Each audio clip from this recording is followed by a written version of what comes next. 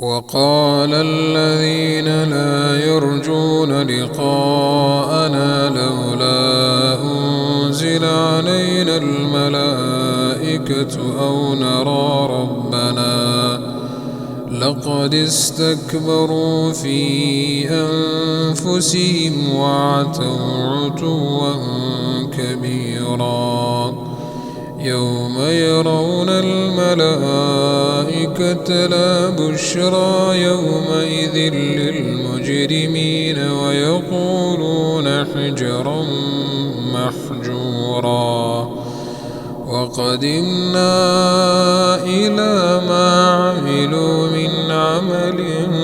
فجعلناه هباء منثورا أصحاب الجنة يومئذ خير مستقرا وأحسن مقيلا ويوم تشقق السماء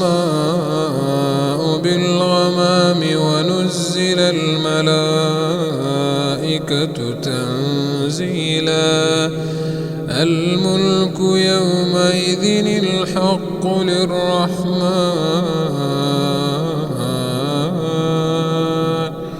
وكان يوما على الكافرين عسيرا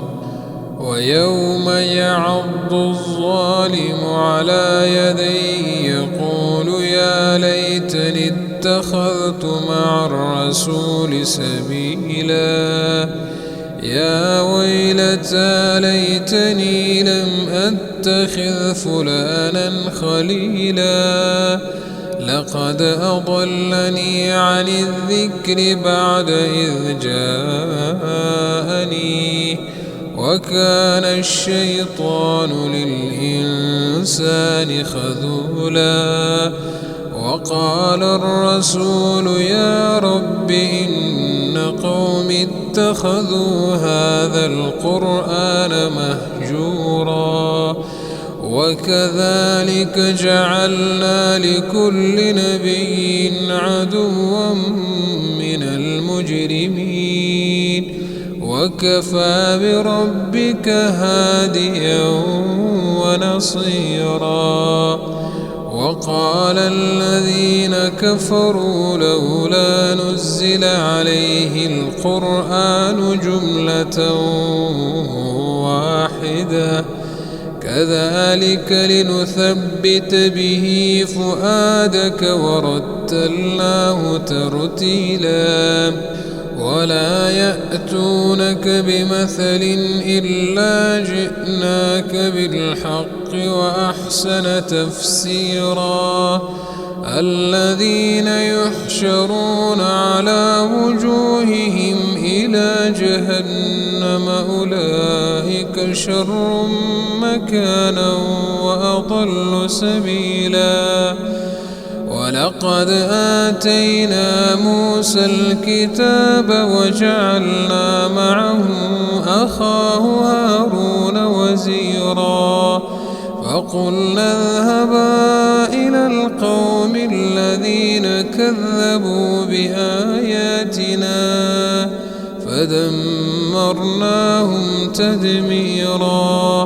وقوم نوح لما كذبوا الرسل أغرقناهم وجعلناهم للناس آية وأعتدنا للظالمين عذابا أليما وعادا وثمود وأصحاب الرس وقرونا بين ذلك كثيرا وكلا ضربنا له الأمثال وكلا تبرنا تتبيرا ولقد أتوا على القرية التي أمطرت مطر السوء أفلم يكونوا يرونها بل كانوا لا يرجون نشورا وإذا رأوك إن يتخذونك إلا هزوا أهذا الذي بعث الله رسولا إن كاد ليضلنا عن آلهتنا لولا أن صبرنا عليها وسوف يعلمون حين يرون العذاب من أضل سبيلا.